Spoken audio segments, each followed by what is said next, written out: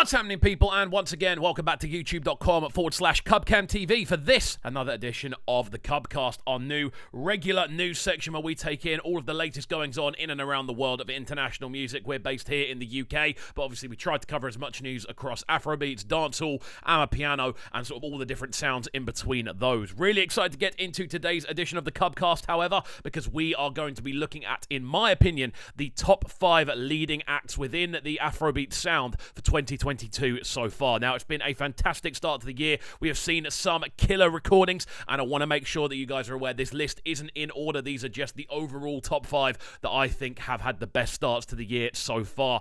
As always, though, if you are new to the channel, please make sure you are getting involved by hitting that subscribe button on the right-hand side of the page, turning notifications on, leaving a like, leaving a comment, and all of that good stuff. We try to upload at least every single day on the channel, at least once, and we've been very, very busy over the last week or so. Again, a massive shout out to each and every one of you for getting involved, helping us hit 26,000 subscribers. Absolutely incredible. Big up each and every one of you, and we are now well on the way to hitting 27 very, very soon. So big up all of you involved. So without further ado, let's jump into this list, and we're going to start off with the sounds of Buju. That is correct. Buju also has changed his name to Benton this year. A huge bit of news that has kind of, I suppose, helped more than anything else. It's helped him kind of re-establish himself. He has been on a killer run since the start of the year as well. Obviously, the changing of the name is going to prove somewhat tricky when we look back over catalogue, but for now, it's actually playing very much into his favour. He's had a very lucrative start to the year when it comes to different releases. Really interesting stuff. Obviously, the two that stand out the most are, of course, Finesse and Ice Cream. Obviously, Finesse alongside Feels, and Ice Cream alongside Fowls. I think Young Willis on production as well. Two huge releases that have done absolute bits. Ice Cream is one of the catchiest drops I've heard this year, and obviously the hook on Finesse is on a different planet when it comes to catchiness, so that's why I've had to include him. He's also had Let Me Know Out and Sweet Daddy as well, both of which have been wicked singles alongside it, and again, it's just been so consistent. He's been front row of the news. Obviously, he's been someone who's been putting out a lot of music. He's had his name at the front of the queue a lot of the time. Definitely someone who started off the year well, and actually the only person on today's list, as far as I'm aware, who we don't know that there is a project isn't on the way from, essentially. So we'll see as things develop. I'm sure there must be something in the works, but we yet to see anything announced at all. So moving on to our second act of the day, and that is, of course, the sounds of Rema. Obviously, Rema has had a phenomenal start to the year. One of the biggest projects of the year, realistically, one of the biggest projects of the decade so far in regards to sort of Afrobeats music, from what I can tell. But yeah, following on from a very quiet I want to say finale to 2021. Rema has started this year in blazing form, obviously focusing all of his attention, minus a little bit from the side, which we'll talk about in a second, but the vast majority of his attention has been going on to, of course, this new album. Obviously, Rave and Roses, it dropped on Friday. The campaign has been moderately minimal, but now we're going to see it really running out in full flow. Fantastic stuff from him so far this year. Obviously, as far as albums go, I'll safely say I think this one's going to be looked back as a real kind of historic moment. Definitely could go down as one of the most influential, just from how different, how varying it is, and obviously how kind of unique Rema is at the same time. I feel this is a really cool direction. But in regards to growth, he's had huge international collaborations, obviously 2 on the album, with AJ Tracey from the UK, and of course Chris Brown and Six Lack as well, another huge one on there. But also he's had a collaboration with Jason Derulo on a very interesting tune indeed, which no one really saw coming. It just seemed to come out of the blue. So again, 2 massive American names, a really big established UK name as well, so really kind of pushing himself in and around the project. But yeah, the response to the album has been fantastic so far, and obviously dropping an album of this magnitude very early on is going to put him in the leading running for the strongest start to the year, without a shadow of a doubt.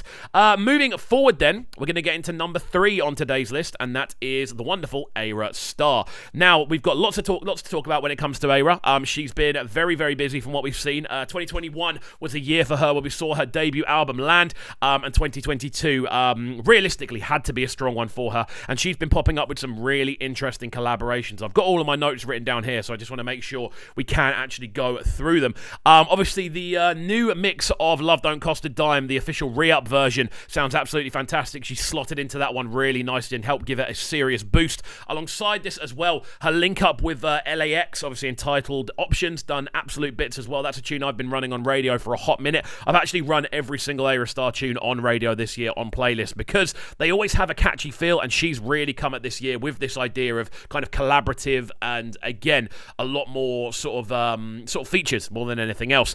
Obviously, when we look at this as well, we've also seen her on a new song which came out a couple of weeks ago entitled Cool alongside Ayanya, and again, the video for that one's out there now and it's doing really, really well on streaming services especially. Again, she's had a fantastic start for the year, and if that wasn't enough, we've also seen obviously the video, the long-awaited video, shall we say, for Beggy Beggy alongside CK Land this year also, so that's why she makes it onto the list. We've heard serious rumours of her getting into a collaboration with Tion Wayne and J.I. Again, huge international link-up between the UK, New York, and of course Nigeria as well. Fantastic stuff. Big up Ayra Starr each and every time. As always, I always say it when we talk about Ayra on this channel, we did have the pleasure of interviewing her last year, which you can check out on this channel. Now, moving forward even further, the sounds, of course, of Harmonix. We couldn't leave Harmonix off this list. The guy has been on an absolute rampage so far this year.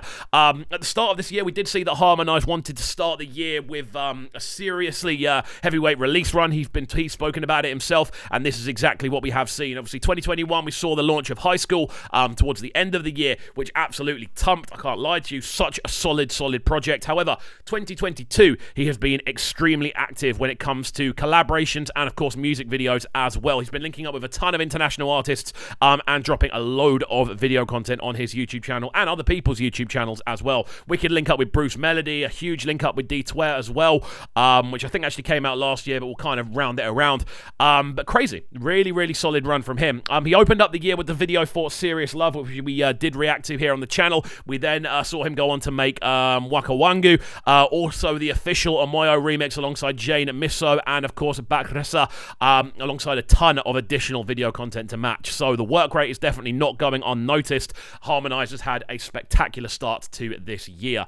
Now, moving forward even further, it would be a crime to not include this guy on our top 5 best starts to 2022, and it is, of course, the one and only Fireboy DML. Obviously, a lot of people had Peru as the biggest tune of last year, and it's really interesting to see how that sort of translated moving forward. So not including the hottest name on this list would have been sacrilege, let's be real. And to be honest, his start to the year has been absolutely outstanding, with 2021 finishing off, obviously, with the remix of Peru, alongside Ed Sheeran, following on from the release of Running with Ladipo, and of course the original of Peru. Last year was a fantastic year, and it would have been very strange to actually see him drop off. He's improved each and every year, and it looks like he is now on that sort of top-tier run.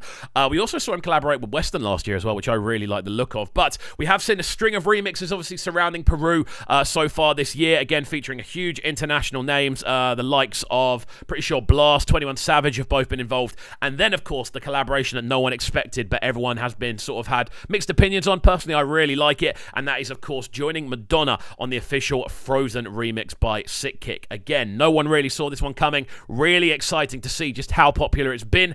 And yeah, it's a step in a much more sort of pop-driven direction for Fireboy, but it's really exciting. Actually, a collaboration we missed as well alongside Rex Life Raj's brand new project alongside Wale. It goes by the name Beauty in the Madness, which has been really good. It's been really well received. I didn't even see it happen, but great stuff to see him again getting involved on that more Americanized side of things. And then, of course, Playboy, which dropped last week. We did review it here on the channel. Absolutely wicked single, very futuristic, very different, and again, it shows that he is on the way. I believe that is the name of his forthcoming album project, and that's the title track off there, so really excited to see how things develop. 2022 is his year, in my opinion. It's his year to lose, so let's see what he has in store. And there we go, my friends. It's been very fun putting this list together. I'm keen to hear from each and every one of you, however. I want to know your top 5 most impressive starts to 2022 across the kind of general Afrobeat sound. Let me know in the comments down below, because I do read every single comment that gets put onto the channel. I'm keen to hear from each and every one of you, and as always, if you are new to the channel, please make sure you're getting involved by hitting that subscribe button on the right hand side of the page, turning notifications on, leaving a like, leaving a comment, all of that good stuff, and we shall see you all next time, my friends. Have a great afternoon, have a great evening, and peace.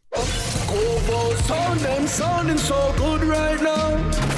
But they're sounding a bright and town. Make sure you subscribe to the YouTube channel right now, CubCamTV. Stay locked.